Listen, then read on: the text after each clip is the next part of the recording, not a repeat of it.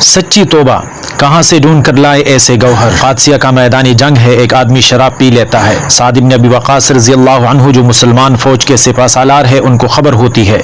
फरमाया उसको जंजीरों में जकड़ दो और मैदानी जंग से वापस बुला लो। एक कमांडर ने कहा सिपा सालार मैदानी जंग है, गलती हो गई इससे, दलेर आदमी है, बहादुर आदमी है, छोड़ दीजिए, अल्लाह की राह में जंग करेगा या किसी को मारेगा या मर जाएगा, उसको जंजीरों में जकड़ने की ज़रूरत क्या है। साद इब्न अबी वक़ास रज़ियल्लाहु अन्हु ने जवाब दिया, रसूल पाक सल्लल्लाहु अलैहि वसल्लम का सहाबी तलवारों और बाजू पर भरोसा नहीं करता, अल्लाह की रहमत पर भरोसा करता है। मैं इस शराबी को लड़ने की इजाज़त नहीं दे सकता, इसकी वजह से कहीं मेरे रब की रहमतें मुँह ही ना मोड़ जाएं। जाओ उसे जंजीरें पहना दो। सिपा सलार के हुक्म पर उसे जंजीरों में जकड़ दिया जाता है और खेमे में डाल दिया जाता है।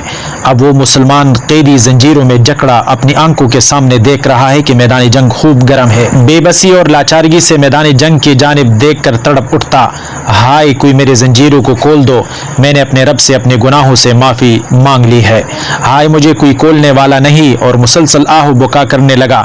साद इब्न अबी वक़ास की बीवी दूसरे खेमे के अंदर मौजूद है।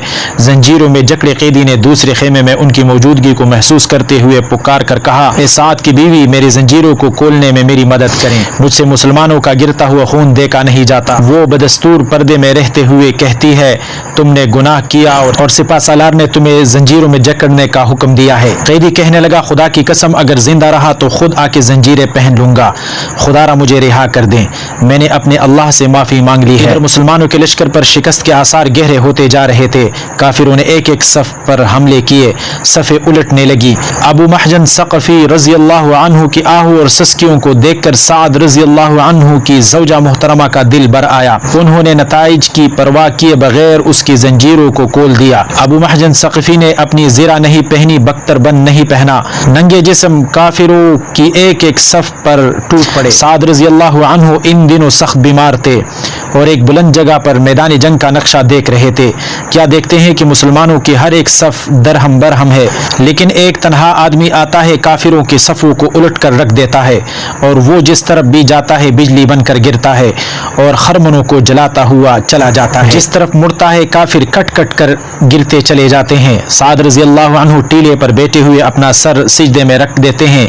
कहने लगे, ए अल्लाह, अगर ये फरिश्ता नहीं है तो मैं अपनी तलवार इसकी नजर करता हूँ। उसने काफिरों के सफ़ों को उलट कर रख दिया। इसी मुजाहिद की हिम्मत और शुजाअत की बदौलत अल्लाह पाक ने मोमिनों को फतह अता फरमा दी। मुसलमान वापस हुए, कमांडर नीचे उतरे, देखो वो जवान कौन था। अब वो सफ़ों में नजर नहीं आ रहा था। पूछा वो कौन था जो इस बेजिगरी से लड़ रहा था। ढूंढा, तलाश किया, वो वहाँ होता तो मिलता।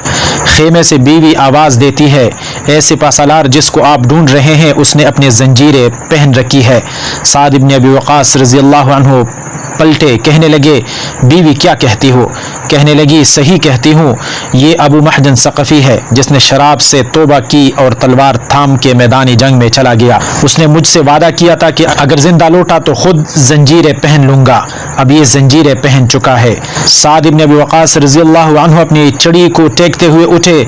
साथियों ने सहारा देना चाहा, कहने लगे, छोड़ दो मुझे, मैं उस शख्स के पास अपने पैरों पर चढ़कर जाना चाहता हूँ जिसकी तौबा ने अल्लाह की रहमत को आसमानों से ज़मीन पर नाजिल कर दिया।